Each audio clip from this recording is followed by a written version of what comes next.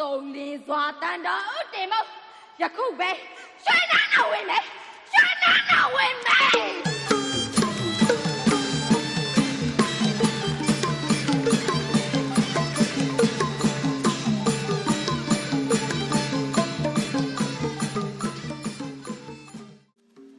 哎妈来，干了我你的大爷！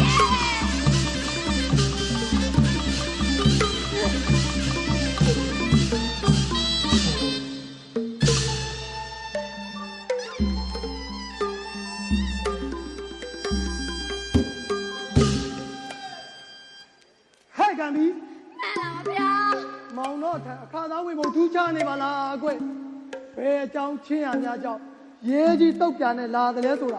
毛那我面面当当顶上。来了，表。他呀，地气是不一改动，就来上家，毛狗蛋的可呀你闹，好讲的呀，啊，大概了大把味道嘛，表。阿爸，我也就让毛那样过，你多多度啊，打得来多，我个面面当当顶上。来了，表。他呀，都一打死没我，才亲子嘛。来了，这月么？对了呀，表，对了呀，表。你对我个面面当当顶上。这把脑袋谁娘娘的？谁娘娘的？眼看着木水了为里，水了喂，谁都路边，难度不给来一只，那一句。天灵一切，没样嘛都，你当在白天，你当在白天，你当在，还干皮？呀，呀马哥，来看家伙，你让我走着的，你老太不表来，老太不表来，下马走着等家里，我来叫我谁的？我来叫我谁的？干皮也不表话嘞。你老叫你了，对啦，你东家老把了毛票。哎呀，就表了不？干皮，没也过一天大的，表吧不准，下月呀都吧，下月呀都吧哈。大龙伢呢，忙几片的，那么多嘞，你看比个，今年伢白马皮到没？你看你，先生，你讲啥还？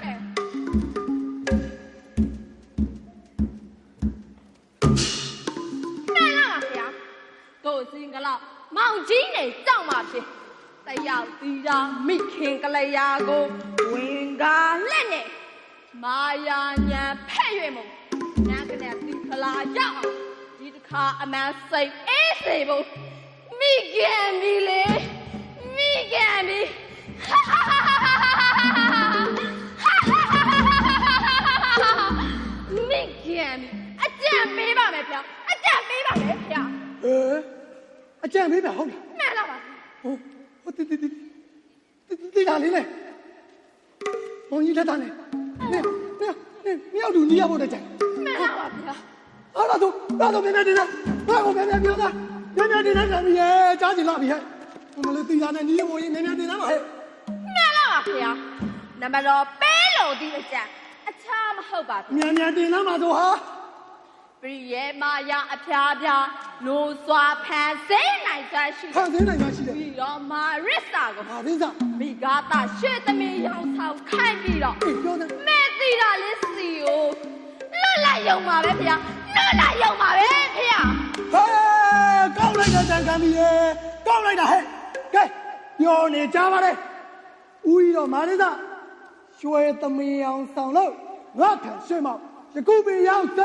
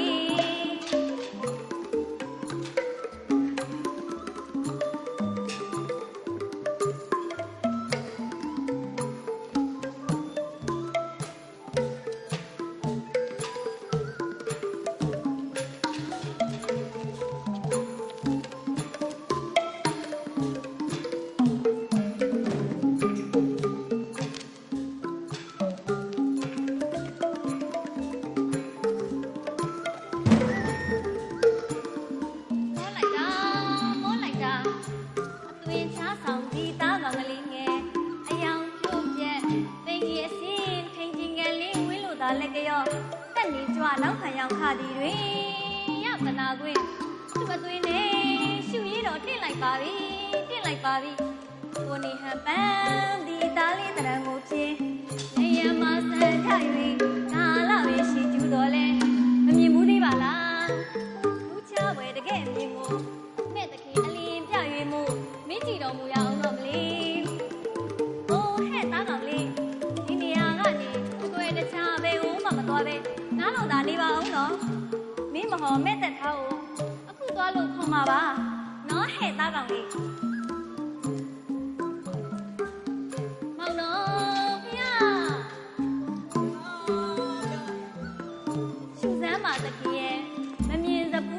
တွင်ထူးတယ်လာမှုတစ်ဆောင်ဒီသားကောင်ကလေးဟာဆိုရင်ဖြင့်ဘယ်တရဝါဘယ်တလိษံရဲ့လို့မိတ်နန်းကြီးစုပြန်လင်းတော်မူပါရောက်မမောင်ဗျာအိုးဝိတ္တလေးမြင့်တွေနဲ့တည်းရဲ့စီရွှေတမြကိုရှိပါခင်ဟာရဲ့ညီရတဲ့သားကောင်လေးကိုအချမ်းမထင်းဒီနာမဖြင့်မိသားတာရှိနေရဲ့ဟောတွင်နဲ့ဆိုတာဘာရောက်ပြီဗျာမှန်လားပါဗျာမိသားတာရွှေသမီးရဲ့လို့ဟောတွေ့မှလည်းလားဗျာဟုတ်ပါဗျာလေးမဲသခင်ကယခုပင်ခက်မြန်မြန်လေးယူဆောင်ပေးတော်မူပါဗျာယူဆောင်ပေးတော်မူပါဗျာခက်ပါရဲ့မြတ်မြတ်ချင်းတော့ကျွေးတဲ့တော့လေခံရရဆိုတာငါဘဝရင်းချက်စားရတဲ့ချက်မလေးဖြင့်ရတဲ့တော့ဟောချက်လေးတစ်ပိုင်လို့ကျွန်တော်ပြောတယ်လေးမဲသခင်ကမဖန်ချင်၍သမီးရှောင်းပြေးမှဖြင့်အရေးမျိုးလေးတမှုကိုတော့ပြုတ်မှဖြင့်အိုးခုပဲဘယ်ကနေစိုက်စီတော့မမဟဲ့နမတော်လေးကိုဖမ်းပေးပါဗျာဖမ်းပေးပါဗျာဘယ်လိုလဲတားတော့လဲငါတို့မှဝင်နေပါလားဒီနေ့မှလက်ခဏရဲ့မမဖေဟာကိုင်းရှိပါတော့လေကိုကိုမြတ်ပြီရှင်မခံပါနဲ့တန်ခွေရဲ့မန်လို့ဘောလိုရင်စံတော့အဝဝကိုမရတော့ဘူးပါဖေဟာအချစ်မဟုတ်ပဲဒီသမီးသူရင်ကဲဦးနောက်လဲအတိညီအတိပြီးဖြစ်တော့လဲမရှိတော့အတွက်ဟန်ငင်းဆောင်ကြပြီးဝန်တာမှာတော့ထုံးပြီးအရာသားလေးရောအမှန်မကိုဖြစ်ပါတော့ကြောင့်ရဲကမရှိတော့ချမ်းသာဘင်းရန်သား၍ကျိုးစားအဆောင်ရပြီးတော့ညီတော်လေမန်လို့ဘောအားလုံးစရာဖိတ်ပန်းထား၍တောင်းရမည်ပါမည်ဖေဟာ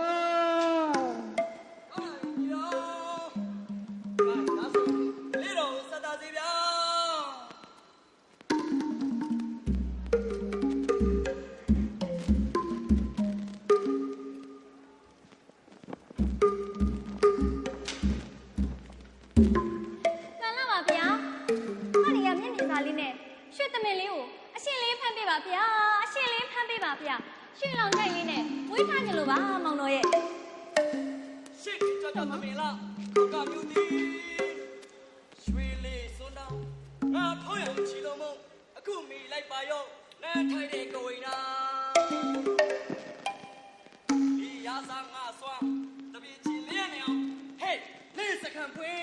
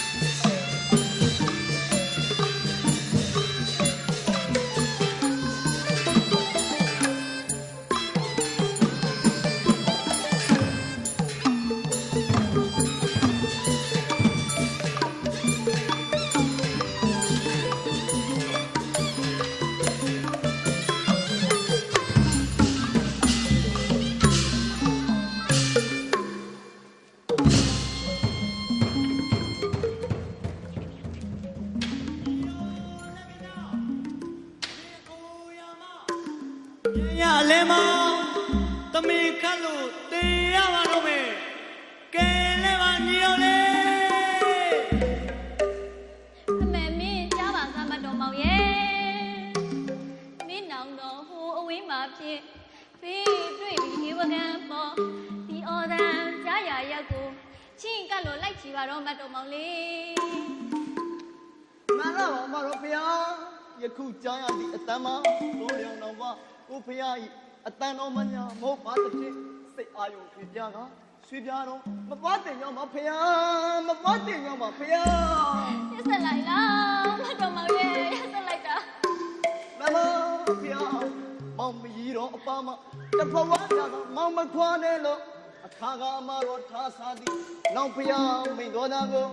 ဥမိန်မှာပန်းစင်မြတ်ရသူမို့ဘယ်လန်းတော်မှာမတော်ဝင်ကြောင်းပါဖေမတော်ဝင်ကြောင်းပါဖေ ဒီမေမတော်မောင် ဖေ မင်းနောင်ဖျားကိုယ်တိုင်မြန်ရမှာသမီးခက်လို့သိလို့ပါပြီဆိုတာမင်းနားမှာဆက်ဆက်ကြပါလေကဲနဲ့မကြဟန်တရားတက်ပြီးတော့မဖျားကိုမလျော်စကားနဲ့ကတော့ထားချင်တာလားဟဲ့မတော်မောင်ရဲ့ မကြောက်ဝင်ကြောင်းပါအမတော်ဖေမကြောက်ဝင်ကြောင်းပါအမတော်ဖေနာရွယ်ဆက်ဆက်မနာအပ်ဒီကိုမိမတော်မမူတင်ကြောင်းပါဖေမိမတော်မမူတင်ကြောင်းပါဖေရိုင်းဆောင်မကြောင်ရဲလို့တော့ပုတ်ခင်မြတ်စွာဘုရားလမ်းတော်ကိုဝိစာမကြလိုက်ပါတော့ပြီဖေ အခွင့်ပေးတဲ့ကညံ့ညံ့သာလိုက်ပါတော့မတော်မောင်ရဲ့ နမဖေဘယ်ကြီးအလားအန်ဒီယေကိုအမတ်တကယ်ပေးမခရအောင်ဒီပါရဒမစက္ကရဏတော့မယ်ဘဂဝါနုပိတနာကိုင်းကတိထားရအောင်စိတ်တော်နဲ့မန်တိုင်းကျူးပြသေးဗျာစိတ်တော်ဝတ်ပြပါအမတော်ဗျာ တားစီကွယ်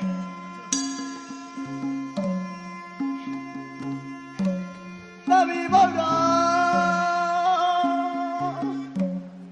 မလားပတော်ပစ္စည်းကနေစားရမလားအရဟတာနိသောတိစီနောရကမနောမိသဘောတော်တစီရှိပါဘုရားတစီရှိပါဘုရား မတော်မောင်ရဲ့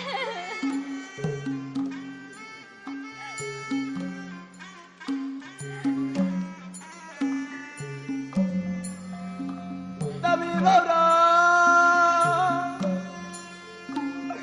အိဋ္ဌိပတ္တောပစ္စည်းကနေသာယအိဋ္ဌိအတာနိသာတိစီနောရထမနာမိသဘောတော်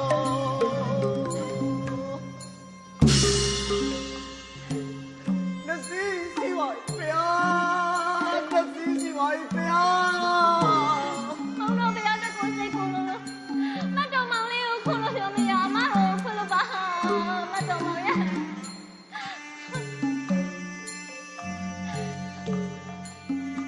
သဗ္ဗေဗုဒ္ဓတိသောပတ္တပစ္စည်းကနေသာယောတိသောအရဟတာနိသာတိစီနောရကမနောမိသဘောတော်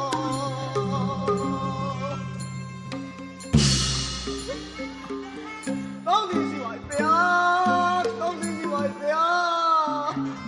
အမတော်ဘုရားအတော်ကိုဘာဝင်ပြပါတော့ဘုရား မတော်မောင်လေးသွားတယ်လားမမင်းမတည်ရမခါရအောင်ဟောရရအမတော်စူတောင်းပြတာများပို့တာလိုက်ပါတယ်မတော်မောင်ရဲ့ သ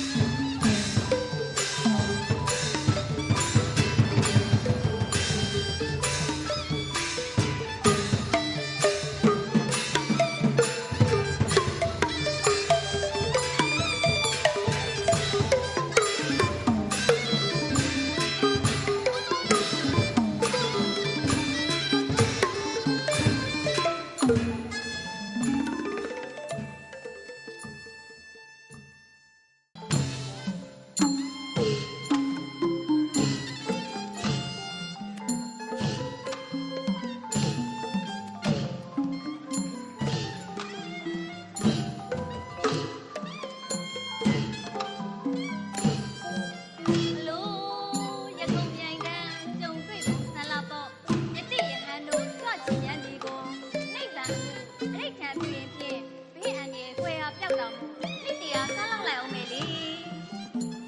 မှန်လားပါဗျာတပည့်တော်မှဆွမ်းလောက်ရန်အတွက်စီးတွင်တို့ကြံ့မြန်းတော်မူပါဗျာ တိခံပါကံပါလေတိခံပါယတိယဟန်တို့ဤသည်ဘာသူရဲ့စီကံပိုင်တဲ့ကိုချေချမပြူရဝိနေရထွက်သောကြောင့်မပြတ်တရားကောင်းတာပြင်ဟောဒီရတကံပါလေးကိုယ်တိုင်စီးပြင်ထွေလောင်းမှာတော့စီးပြင်ထွေလောင်းမှာတော့ ကောင်းလာပါပြီဗျာတပည့်တော်မှကိုယ်တိုင်စီးပြင်ထွက်ပြီးဆွမ်းလောက်မှာမို့ကိတ္တဆောင်ဆိုင်တော်မူပါဦးဗျာ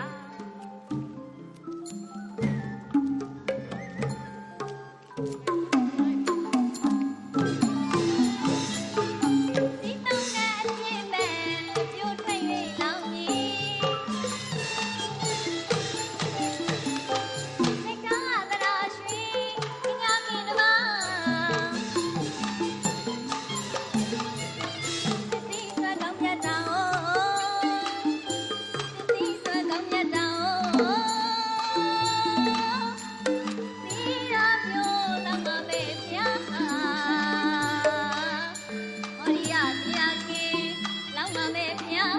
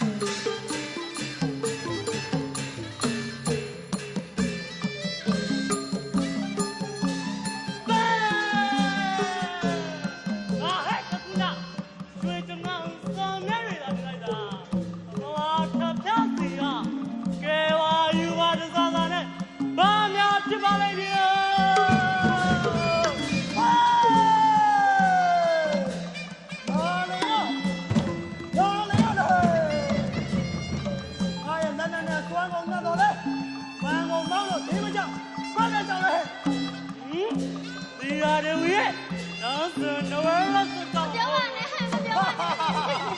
သင်ကဒီလိုလားနောက်ခွာတာသင်စကားကြောင့်တီလာရဲ့လောရတနာနဲ့ချုပ်ကပြစ်လိုက်ဆရာရောက်ခါကျွေလို့မရဏပြီပွားရလေ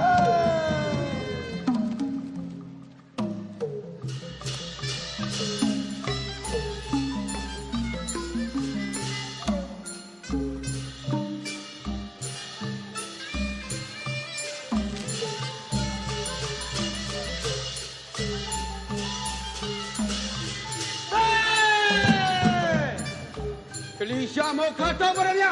ကိုထွေးနေပါတဲ့ရှိုးငယ်လေးပါတဲ့ငါတူကြကြဟဲ့မတတ်တော့တကားတိတ်သထားမှာချိန်ခါကကြားရယထာစက်ပြကြုံနေတဲ့ကြံမဖြစ်ယခုခုံးပြကဆဲရမည်ဘုံပတဝီမြင်လိုက်တော့ဘူးသား အလောဆွေတော်သူတိုင်နေအကျွန်ုပ်ဒီအတော်တလေးမမြင်ကြော်လာသွားပြီလားတီးခံခွင့်တော့ပါသွားခွင့်ပြုပါဗျာ စေတုစိတ်မင်း ဖယား နမတီရာရဲ့မြတ်ပဝါကိုဆောင်၍မေးရမနဲ့လက်ခဏကျင်အောင်လို့သက်တာတော်မူလိုက်ပါဟာစေတုစိတ်မင်းရဲ့ သွားလာပါဗျာ ဘလူးမိုက်ဆောင်ရတိဟလာတို့ကြော့မြန်းရသည်ဟုလဲတန်တော်တင်လိုက်ပါစေတုစိတ်မင်းရဲ့ သွားလာပါတခင်ပါလေးဗျာသွားလာပါပြီဖယား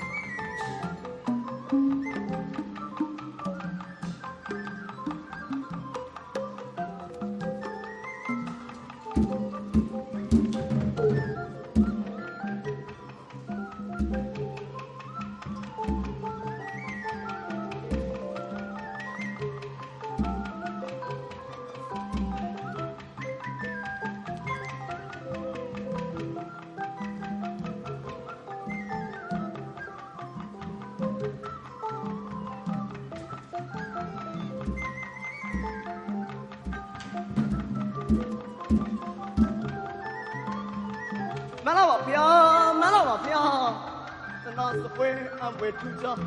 အမှုများကိုကျူစားတော်မူပါဖေယား ကောင်းလာပြီညီတော်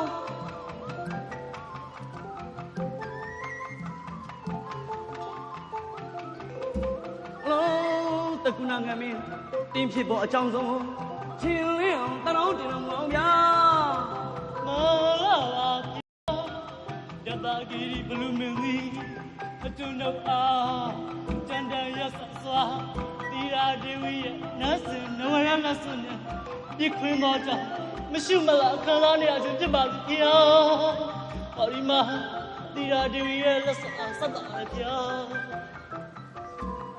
အလုံးနောက်ရစိတ်စစ်လျံတောင်းအမှန်မြင်ဖြစ်ပါဘောလားညီလေးမောင်လက်ခဏရဲ့မမဖေယောအဆွေတော်တကုဏငမင်းဗျာဖေယောတင်တန်းရမြန်မကြရမရကင်းစေဖို့လက်တော်ဖြစ်တခါတပ်ပါရောငတ်တောင်မှန်လေးဆန်း၍ခက်စေတည်း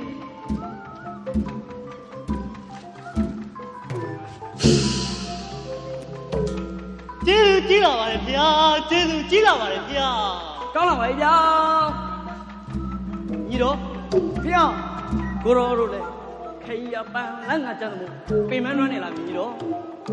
မှန်လားပါတို့ဘာ၍ဟောကကျုပ်ပင်အောင်1900ရအောင်ဖေယောကောင်းလာပြီညီတော်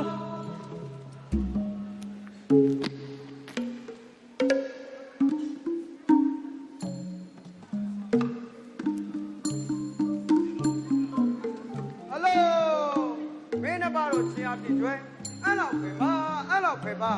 ဒုံထုံးစိတ်ချစ်ချင်းကိုတွေ့မပြတ်ပေဘူးယခုချင်းနေရပြန်တော့ရွှေမြက်ရည်လေကကြချင်ပေါ့ပြင်တာဟိုဌာနရေကအမလေးကျွလိုက်စမ်းမကြည့်ပါလိမ့်လေဟယ်လိုညီတော်နောင်တော့ကိုတတ်ဖို့ရကြံနေလားဟဲ့မလားပါဗျာညီတော့အထင်တော်မမောင်းပါနဲ့ဗျာအထင်တော်မမောင်းပါနဲ့ဗျာဤကံတော့ဤရှင်တွေ့တယ်လေရန်သူရှိနေလို့ပါဗျာရန်သူရှိနေလို့ပါဗျာ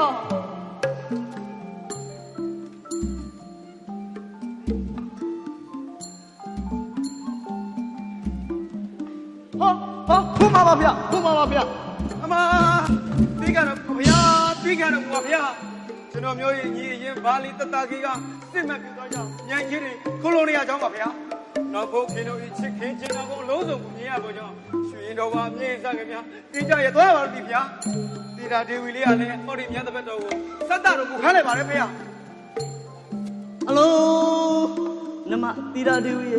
ညပါပါလားညီတော်မမဖေအဆွေတော်သူ့ချိန်မောင်မင်းဗျာဗျာကျွန်ုပ်တို့ညီနောင်နှဖော်သည်နမတီတာဒေဝီကိုရှာဖွေရအတွက်တော်တောင်းအထက်ထက်ကိုကြောဖြတ်ရလာခဲ့ပါလေဗျာမှန်ပါဗျာဤကြောင့်ရင်ကိစ္စနဲ့ပတ်သက်ပြီးအဆွေသူ့ချိန်မြောင်မင်းသားအကြံဉာဏ်များပေးတော်မူစေဗျာမမကျွန်တော်မျိုးကြီးဒီပြည်တော်နဲ့ဝေးနေရပါတော့ကြောင့်အကြံတော်များမပေးတတ်အောင်ရှိနေရပါသည်ဗျာအကယ်၍များကိတ္တဂိဏပြည်၌ညီတော်ဘာလီကိုနှိမ့်နှင်းကဒီနန်းကိုပြန်လဲစိုးစံရမည်ဆိုပါကအရှင်ဖရာတို့ရဲ့ရည်မှန်သမျှကိုအခုမနေ့ဆောင်ရွက်ပေးနိုင်ပါလိမ့်မယ်ဖေ။ကောင်းလာပါပြီဗျာဒီလိုဆိုရင်ဖြင့်အတင်းအကိတ္တကိန်းသားမြန်မာကျန်လမ်းရအောင်အဆွေသူ့ကြိတ်ကလမ်းပြပြီးခေါ်စီဗျာကောင်းလာပါပြီဗျာကောင်းလာပါပြီဖေ။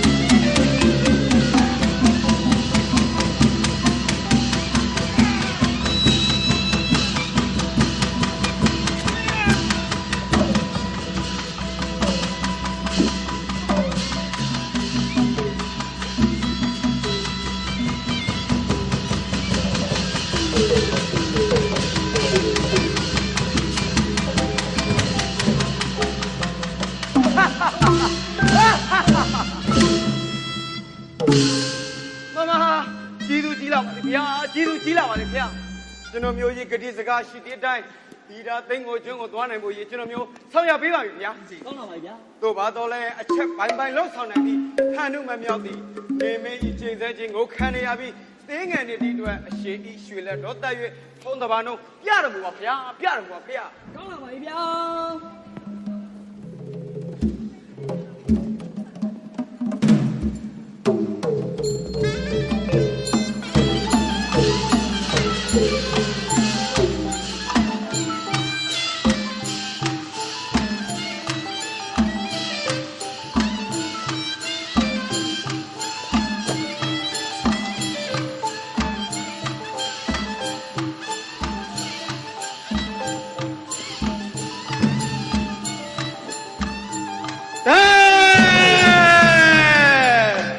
ရာမမင်းတရားကြီးကျွေလက်တော်နဲ့တတ်သောကြောင့်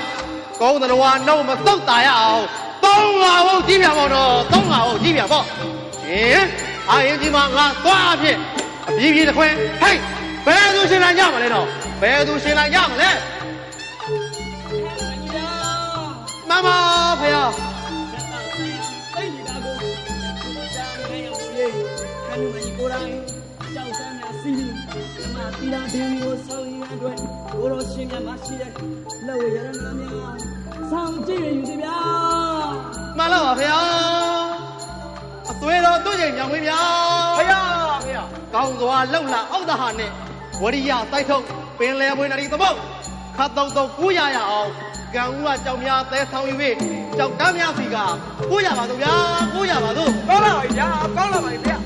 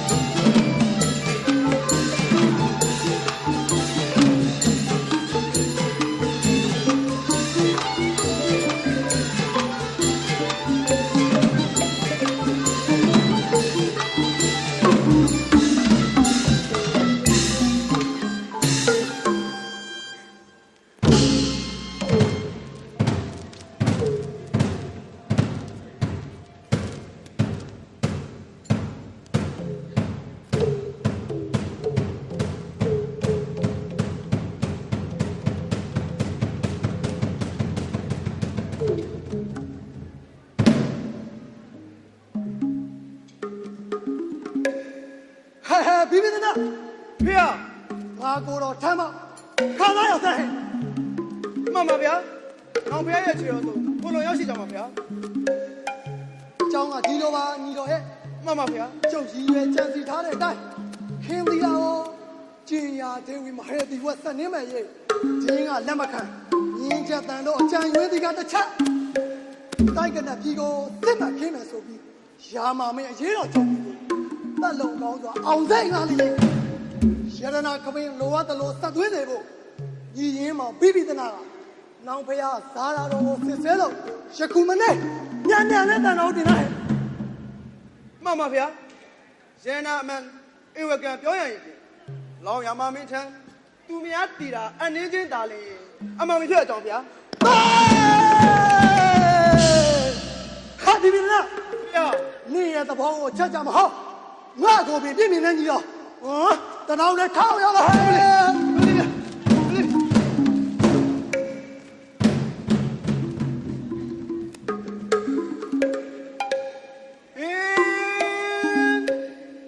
တိုင်းရတန်းကျခံရခက်လိုက်ပါပြီခက်လိုက်ပါပြီဆက်ဆက်မေတ္တာရဲ့ညတာမသိရရှာရပါပဲဆက်ဆက်ရဲ့တည်ရဲ့ကြစေဘူးကမတတာကြီးပေါ်တမလာခင်းလာသည်ရာမမင်းထမ်းမောက်ဝင်းရောက်ကခုံလုံးရဲ့ရင်ဒုက္ခပြုကွင်းမှာမုတ်ချလုတ်ကွင်းမိဧဝကံမှုရှိပြီးတာခီးမဆောင်ရအောင်စီကလောင်နဲ့ပို့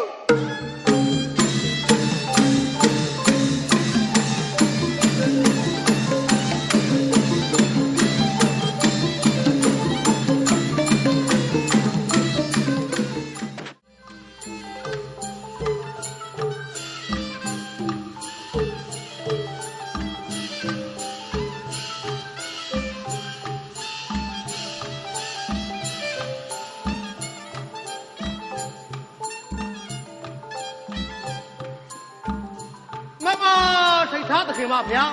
ဘုရားကျွန်တော်မျိုးကြီးရဆိုရင်ဖြင့်ယာမကိုတော်ကြီးလွတ်လိုက်တဲ့ဂျွန်ရင်အစ်စ်ဟန်နုမှဖြစ်ကြောင်းပါဗျာဟန်နုမှဖြစ်ကြောင်းပါဗျာ အော်လာပြန်ပြီဟဲ့သူအသင်တို့ဘလူတွေဟာအမျိုးမျိုးအယောင်ဆောင်ပြီးတော့မာယာတသိန်းအပလိနန္ဒာနဲ့သခင်မလေးကိုဒုက္ခပေးနေကြတာပါပဲလား မမကျွန်တော်မျိုးကြီးရထင်တော်များမမပါနဲ့ဗျာကျွန်တော်မျိုးကြီးကိုမယုံကြည်တာဖြင့်ယာမကိုတော်ကြီးရဲ့လက်ဝိရဏသာရှုသားပါတော့ဗျာရှုသားပါတော့ဗျာ မြေရသူမေတဖို့မှာဖြစ်ရွှင်ဆိုရတဲ့မောင်တော်ဖျားအနုမကြီး ဗျာ မောင်တော်ဖျားကိုသိရနေတော့ဟောဒီလက်ဝေဒနာလေးကိုတွေ့လိုက်ရသခင်မရင်ထဲမှာမခံစားနိုင်ဘူး အားတင်ပါဗျာအားတင်ပါဗျာဒီတော့ဆိုရင်ဖြင့်ကျွန်တော်မျိုးကြီးရဲ့ကြောပြင်းအားဘောရင်သင်သိနေရင်လိုက်ခဲ့ပါတော့ဗျာလိုက်ခဲ့ပါတော့ဗျာ သိခံတော်မူဟန်နုမကြီးသခင်မလေးတို့မိမသားဆိုတာကကိုလင်းသားအပေါ်မှာသစ္စာဂရိနဲ့အမြဲတမ်းရှိတဲ့အတွက်သူတစ်ပါးရဲ့ကြောပြင်းမို့ဝတ်သွင်းခြင်းနဲ့လိုက်ပါဖို့ဆိုတာစိတ်ကူးရတာမရှိပါဘူးဟန်နုမကြီးရဲ့မောင်တော်ဖျားကိုယ်တိုင်ဟောဒီသခင်မကိုလာခေါ်မှာ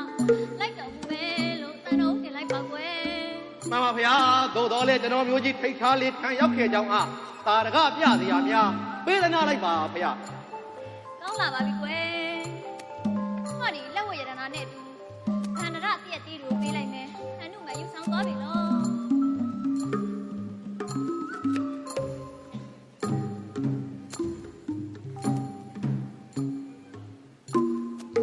ဟောဒီမှာကွယ်မောင်တော်ရာမအတွက်ကိုပေးလိုက်ပါ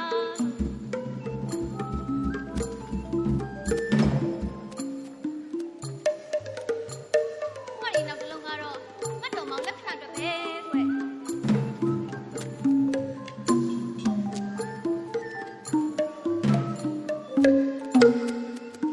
ဒီနောက်ဆုံးလုံးကတော့ဟန်နုမိုင်ကြီးအတွက်ပဲကွယ်ဟန်နုမိုင်ရဲ့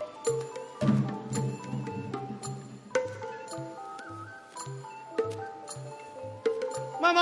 ထိတ်ထားသခင်ပါဗျာဘုရားကျွန်တော်မျိုးကြီးသည်ပင်လယ်တောင်ကခုံလန်းလာရ၍တာလောင်မသိမှုများရှိသောကြောင့်ဗန္ဒလတရားသည်များအကုန်စားလိုက်ပြီပါသည်ဗျာသို့ပါတော့ညာဝမ်းဘဝတော်ရှိ၍ဗန္ဒလတရားပေးရှိရာသခင်မလေးကညွန်ပြပေးလိုက်ပါဗျာ ကောင်းလာပါပြီကွယ်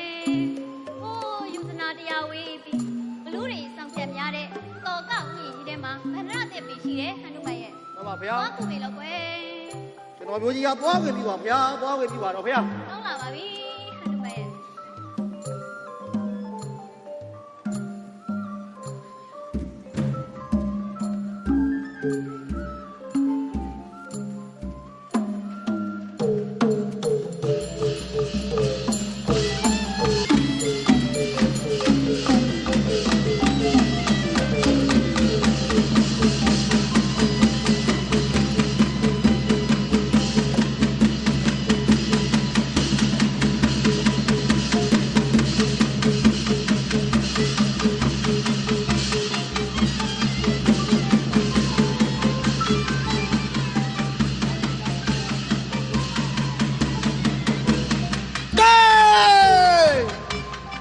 ဒီလိုက်တော့တပ်ပြင်းနဲ့ဟန်လူမယ်ဟောဒီငကဘက်ကြောက်ခွင့်နဲ့ပြစ်လိုက်မယ်ယေ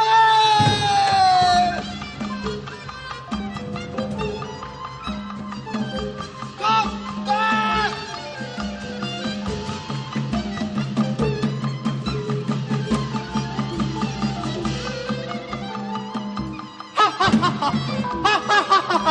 ကျွန်တော်ဟန်နုမိုင်းရဲ့တက်ကိုသေးသေးလို့ပါကကျွန်တော်ရဲ့မိကိုသာမိနေရရှုံးပြီတော့ဗျာရှုံးပြီတော့ဗျာ ကိုင်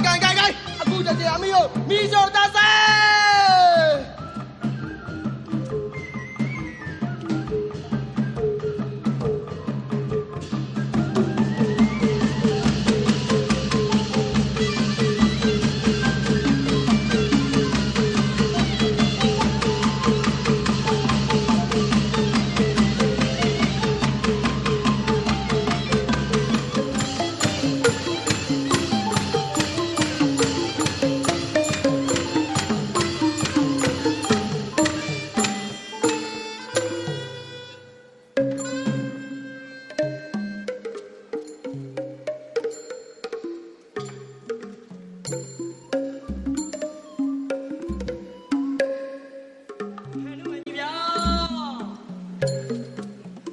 မမ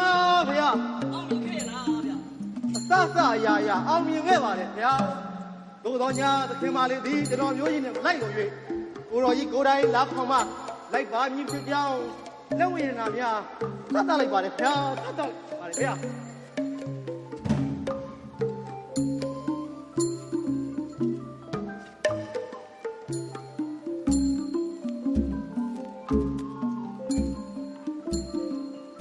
ကျွန်တော်ခန္ဓုမလဲမောပန်းဒီလျောက်ဒီလာတကန်းဝဲခဏခိုးဝင်ပြီးနားယုံလေ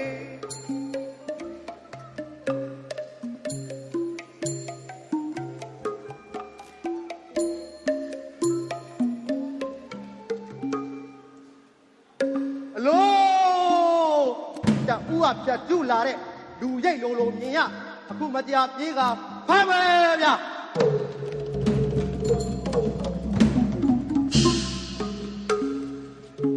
ဘယ်အတွက်ကြောင့်ဤကန်းွယ်တို့ရောက်ရသည်ကိုရှောက်တင်သားဟဲ့ဘလူရှောက်တင်သားဟဲ့ဘလူ ဟန်နုမန်ကြီးဗျာကျွန်ုပ်ဒီသိန်းကိုပြည့်ရှင်ဘရေဓာတ်တန်ကြီးရေရင်တော်ဝပြီးသနာဟုနာမချင်းဖြစ်သည်နောက်ဖျားနဲ့တဘောလားတင်ပြီးညီခင်းသောကြောင့်ပြည်နေတံမေဒီအရေးကြောင့်လောင်းရမထသစ္စာခံရကျွန်ုပ်လာခဲ့ရှိပါသည် ဒီကြောင့်ချင်းရများမှန်းနေဆိုရင်ဖြင့်ကျွန်ုပ်ဖြင့်သာလိုက်ခဲ့ပြီတော့ဗျာ ယခုမြန်သွားကြပါစို့ မမရာမကိုကြီးဗျာသိကိုပြည့်စင်ဘရင်မင်းနဲ့တာကြီးညီရင်အစ်စ်ဖြစ်တော့မိမိသိနာကသစ္စာတော်ခံပြရောက်ကြောင်းပါဗျာ ဒီအကြောင်းရင်မန်နာဖြစ်ငါကိုတော့ရှင်မြတ်လက်သိခံတော်မူမယ်ဗျာ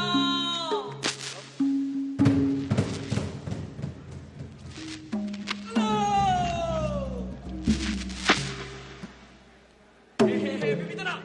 ဖေဟာ မြင်မြင်ရှောက်တင်လိုက် မှန်ပါဗျာ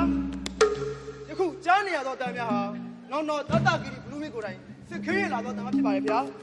တို့ဘာသောကြောင့်အစ်စ်နေပြီးတန်များပေးပါကအရေးတော်လာပြီအခွင့်တော်သာပါလို့ဗျာအခွင့်တော်သာပါလို့ဗျာ ကောင်းလာပြီဟေးပြပြတနာ မှန်ပါဗျာ မ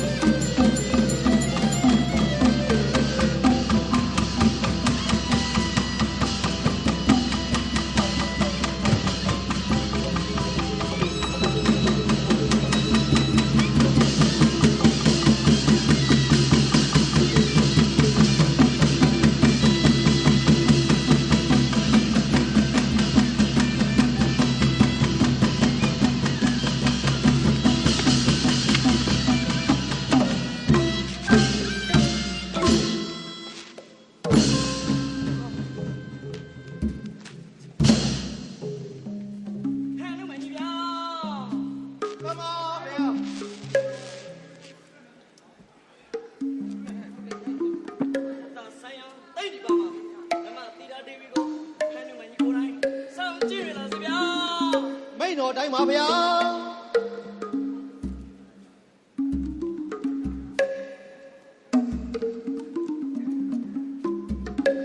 မမရာမကိုတော်ကြီးဗျာထိတ်ထားသခင်မလေးကြွားမြန်းလာပါပြီလက်မြကမ်းလင်းတော်ပါဗျာ မောင်တော်ဖေရမောင်တော်ဖေရနမတော်လေးကိုရွှေလက်တော်များကလန်းလို့ကြိုးဆိုပါဦးမောင်တော်ရဲ့ကြိုးဆိုပါဦးဒီလိုဆိုရင်ဖြင့်နမတော်စိတ်တင်ပါရိပ်မိလိုက်ပါပြီလေရိပ်မိလိုက်ပါပြီကာလရှိလျာစွာသူတစ်ပါးလက်တွင်သက်ဆင်းနေကြရတဲ့နမတော်ပေါ်မှာ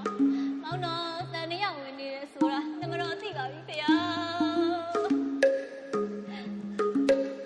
ကာမယာမလေးကာမယာမလေးယာငါသနာမလို့လည်းကင်းပါရဲ့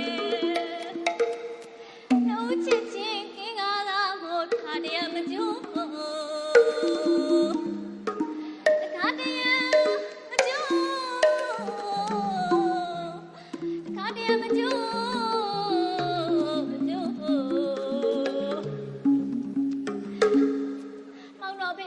နမတော်သစ္စာရှိခဲ့ပါတယ်ဖေယားမောင်တော်ယုံကြည်ရအတွက်နမတော်မိဘုံတွင်သို့ခုံစင်းကသစ္စာဆိုပါမယ်ရှုသားတော်မူပါမောင်တော်ဖေယား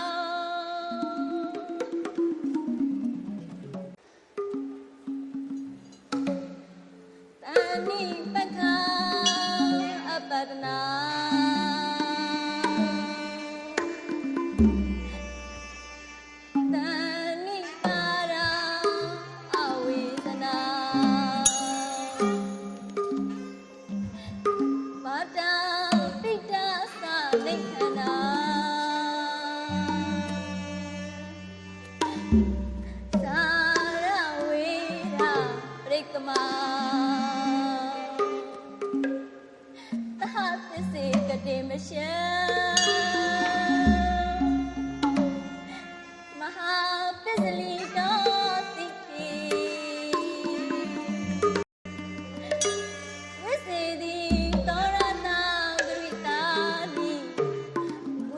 ပထဝါယထာတိသစ္စေနာမေသမောနတိဧတာမေသစ္စာပါရမီ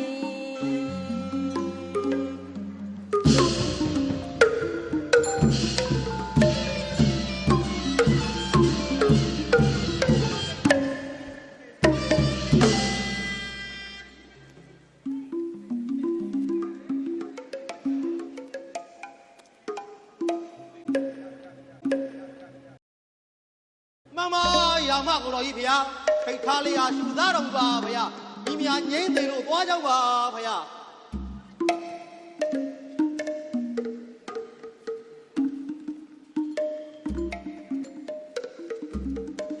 မတော်လေးမောင်တော်ရွှေစိတ်တော်ညူနေပြီလားနမတော်ရဲ့နမတော်ချစ်မချစ်မောင်တော်မှာတော့ကြိုးပြေရှောက်ခဲ့ပါဗျာရှောက်ခဲ့ပါဗျာနမတော်မျိုးကြီးပြီတတိယမောင်တော်နမတော်ရဲ့မြတ်ဘဝနဲ့တော့ရနော်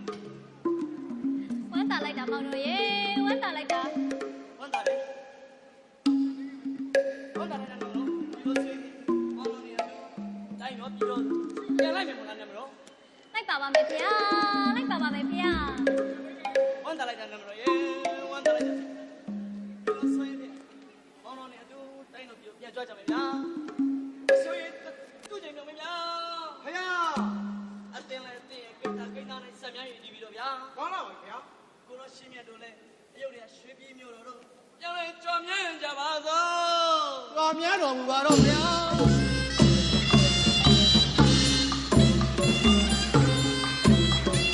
မင်္ဂလာပါစေလေးနာစတိမင်္ဂလာပါစေလေးနာစတိညီမအေးလို့လက်ကြစီနေမင်္ဂလာပေးတဲ့ဒုစကလေးကြွလာဒုက္ခဆွေးများနှပြဒုက္ခပြေဝစေခြင်းမင်္ဂလာပါစေလေးနာစတိ